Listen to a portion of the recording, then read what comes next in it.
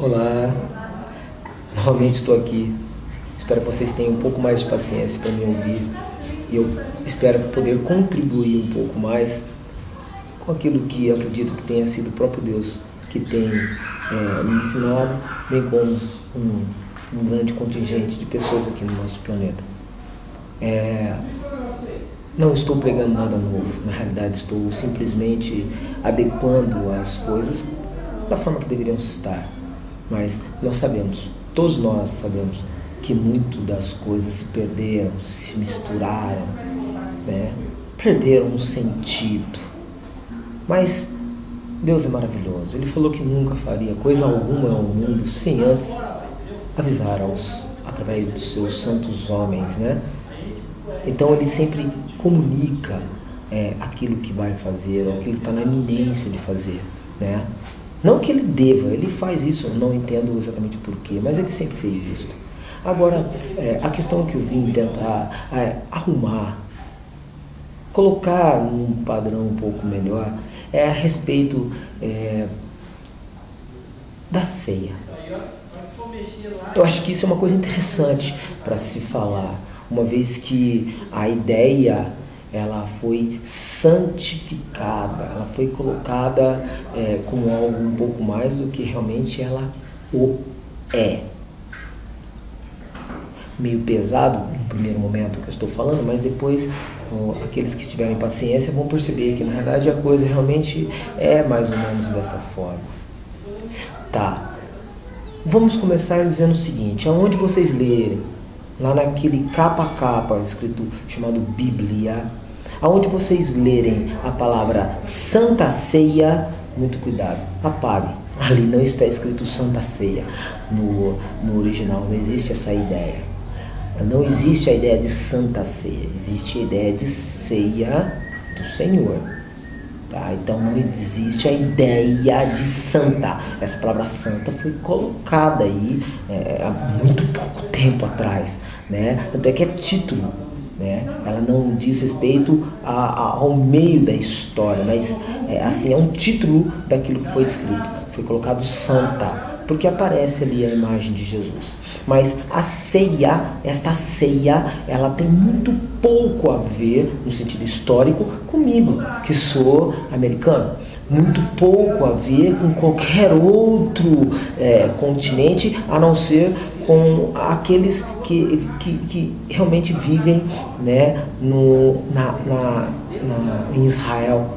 Né? Por quê? Porque o que significa a ideia de ceia? Ceia nada mais foi do que quando o povo, e isto é um fato histórico, né? A minha fonte é a fonte de qualquer um que pode tirar a respeito disto, quando o povo hebreu saiu por mão forte de Deus, por intermédio de Moisés, né? Mas pelo poder de Deus, saiu sendo conduzidos por Moisés para o deserto, eles tiveram a obrigação, a partir daquele momento, de realizar algumas coisas, né? Entre elas, eles tinham que participar dessa ceia. Essa ceia, eu não vou conseguir apreciar exatamente o que continha, né? Porque eu não estou nem com os livros aqui, mas é muito simples, é só verificar. Eles tinham que comer naqueles dias, acredito não seja também um único dia, mas era naqueles dias, ele tinha que comer ervas amargas, eles tinham que comer um pão sem fermento. Eu não me recordo muito mais o que eles tinham que estar comendo, tá? Mas aquilo era a ceia, era uma obrigação, era para o povo de Israel. Eles tinham que comer durante um período, entende o que eu estou dizendo? Está ali escrito, qualquer um pode ir lá ler.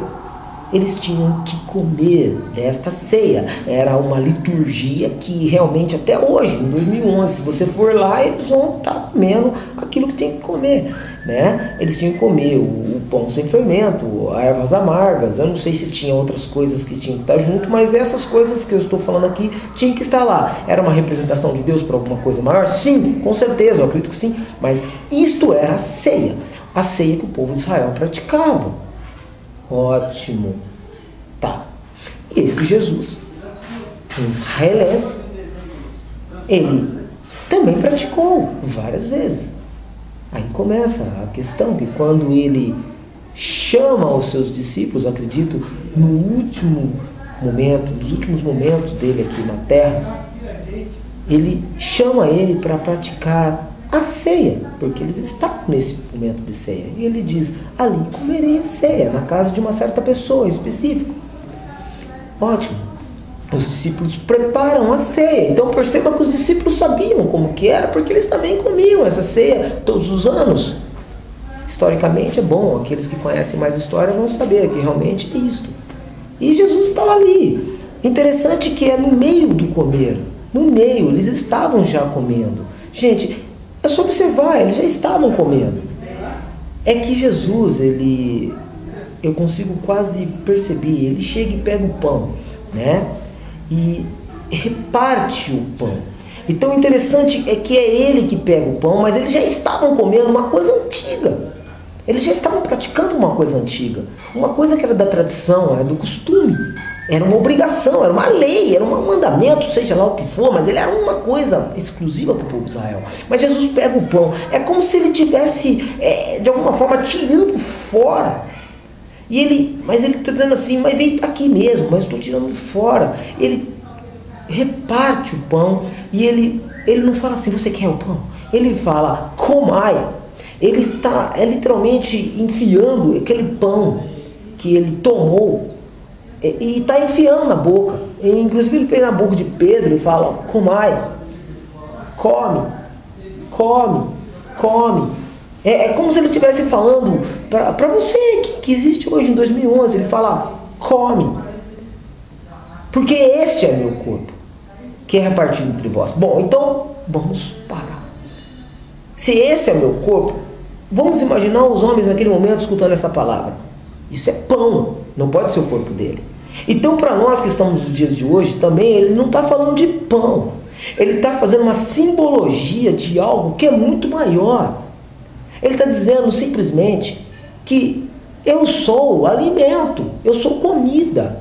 Realmente o meu corpo vai ser repartido por vocês.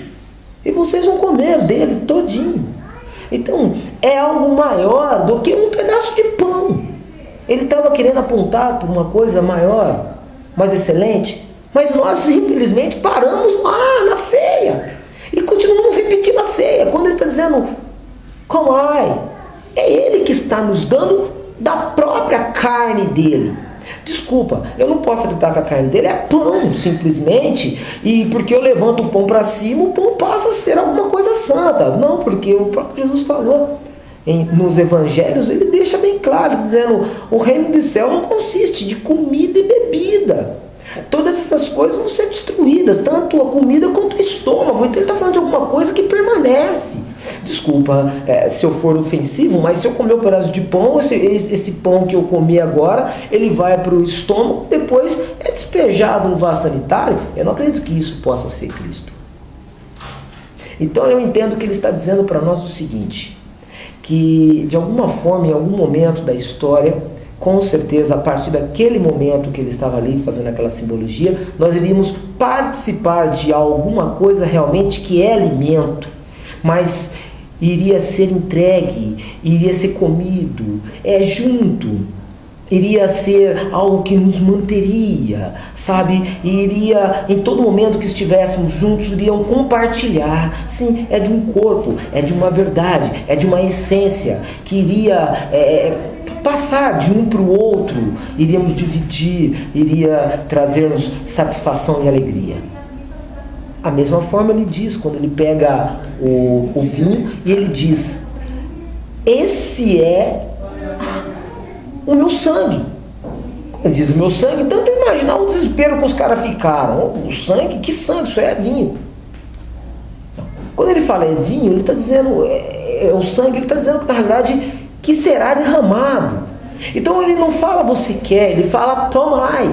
Então ele deu para Pedro, deu para Lu, deu para todos os discípulos que ali estavam ali presentes, inclusive Judas, acredito que esteja lá também presente, porque muita gente diz que não, mas não importa, é importante que ele deu para ele tomar, né? Isso no livro de Lucas você percebe que ele estava ali presente também. Então ele fala tomai, tomai dele todo. Dele o quê? Do sangue. O que é esse sangue, afinal de contas? É suco de uva que nós representamos? De forma alguma. Não, mas eu pego o suco de uva, levanto para cima, eu unjo com azeite, com óleo dendê e a coisa fica santificada. Tudo bem, se você acredita assim, amém. Eu estou tentando falar para um povo que talvez entenda uma outra coisa. Ele esteja falando o seguinte: este sangue, na realidade, é derramado, é o sangue da nova, é uma nova. Ele está mostrando o seguinte: vocês estão bebendo alguma coisa que diz respeito a uma coisa diferente. Diferente do que? Da ideologia europeia, da ideologia africana, da ideologia judaica, da ideologia, seja lá de onde for. É uma coisa nova, é o sangue derramado, de uma nova, é a nova lei, que deixa para trás a lei antiga, a lei do amor, é a nova aliança. Então é engraçado que ele está dizendo de uma forma clara, mas ao mesmo tempo muito difícil de compreender para aqueles homens que estavam ali. Está dizendo o seguinte: esse é o sangue, bebei. E hoje nós queremos imitar aquilo, dizendo que aquilo é santo, no sentido, a forma, e comemos pão e bebemos vinho dizendo que isso é santo. Não. Nem deveríamos fazer isso, porque na realidade, quando estamos conversando, falando das coisas realmente sacralizadas, e realmente são sacralizadas a respeito do amor e de decisões, aqui sim praticamos o comer do corpo de Cristo, e anunciando que estamos vivendo uma nova vida, baseada literalmente no amor, porque saímos do antigo modo de vida, dos preceitos, e passamos a um novo modo de vida e um novo preceito que está alicerçado sobre uma pedra poderosa. Porque, como disse anteriormente, passamos a fazer parte de uma eclésia, de uma igreja, somos livres, não temos ideologias. Então, na realidade, toda vez que estamos juntos, eis que Cristo está presente, com certeza, porque na realidade é Ele que estamos comendo, edificando-nos com estas coisas que procedem da boca do outro, inspirado pelo próprio Deus, e edificando, porque de nós também saem palavras que edificam a vida do outro que está ao nosso lado, daqueles que estão nos ouvindo. Isto é ceia de Cristo em nós, da eclésia do Senhor. E isto é realmente santa ceia, que não consiste em pão nem em vinho, em nem liturgias infindáveis que não aperfeiçoam homem nenhum. Eu acho que os irmãos entenderam. É difícil compreender porque dizem: mas olha lá o que Paulo disse. Não, se você entender, ele está dizendo o seguinte: você pode, na realidade, se sentar junto com amigos para falar de questões que estão acontecendo na sociedade, manifestar aquilo que Deus tem mostrado a respeito daquilo, sem utilizar de ideologias já pré-concebidas.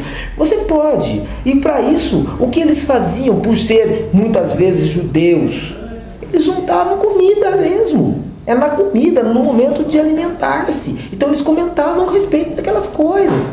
Então, alguns estavam entrando no meio desses assuntos e comiam e bebiam das coisas. Então comiam o quê? Comiam a comida deles, antes de esperar os demais. Então comiam para sua própria condenação, porque eles não reconheciam Cristo. Eles não tinham entendimento a respeito do por que eles estavam se unindo. Então, muitos bebiam, embriagavam-se. O que se embriagar? Porque eles bebiam mesmo. Eles estavam indo ali achando que era festa, era festa. Eram pessoas realmente que já faziam parte da eclésia de Cristo. Então a Bíblia fala ali, em alguns textos que Paulo mostra, que alguns ficavam doentes, é claro, porque naquela época era muito pouca comida que eles tinham. Eles juntavam, traziam as comidas que tinham. Ficavam muitos dias num lugar só, questionando e falando a respeito de coisas que estavam acontecendo. E entrava gente e comia toda a comida. E tinha gente que passava fome, ficava doente e morria. Era isto, só analisar e vocês vão verificar. Não existe nenhum tipo de poder no pão. Não existe poder nenhuma no suco de uva, por mais que você unja aquilo. Não há. O poder está intimamente em Deus, nosso Senhor. Então, esta é a mensagem que eu acho que eu devo passar por enquanto a respeito da ceia. Se existe santa, só há uma coisa que é santa, uma coisa que permanece para sempre, e está na pessoa do nosso Senhor Jesus Cristo como Senhor em todas as coisas, na minha vida e na vida daqueles que o receberam como Senhor dessa igreja, dessa eclésia. Obrigado àqueles que tiveram paciência, e eu volto, com certeza.